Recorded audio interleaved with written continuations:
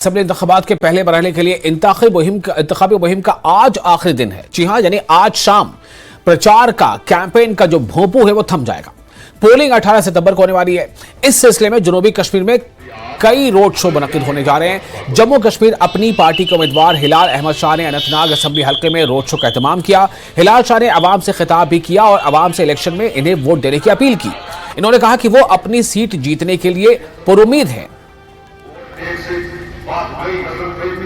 देखिए, हमें ये लगा कि हमें घर घर जाना चाहिए, हमें अपनी बात लोगों तक पहुंचनी चाहिए।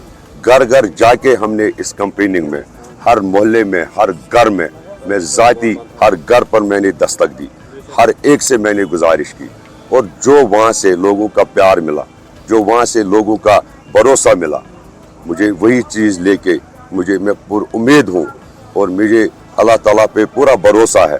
इज्जत देने वाला अल्लाह है।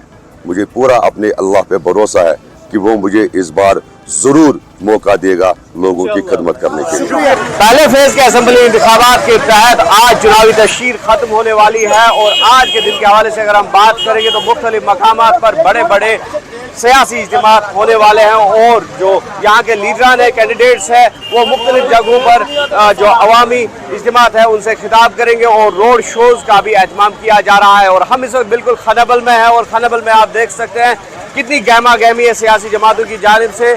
और जहाँ तक जो हिलाल शाह का ताल्लुक है उनका एक रोड शो यहाँ से निकला है और ये मुख्तलिफ बाज़ारों से, मुख्तलिफ गलियों से होते हुए जो है इख्तिताम पजीर हो जाएगा। क्योंकि जिस तरह से हमने कहा कि आज चुनावी प्रचार का आखिरी दिन है और आखिरी दिन के तहत ही आज अपनी अपनी स्ट्रेंथ हर कोई कैंडिडेट जो है वो शो करेगा। और ये भी बताया जा रहा है कि पीडीपी की सदर महबूबा मुफ्ती भी कई रोड शोज में शिरकत करेगी और जो पीडीपी के कैंडिडेट्स हैं उनके हक में जो है लोगों से वोट मांगेगी। अब देखने वाली बात यह होगी कि 18 सितंबर को जो पोलिंग डे है कितनी तादाद में लोग निकलते हैं और किसके हक में फैसला देते हैं।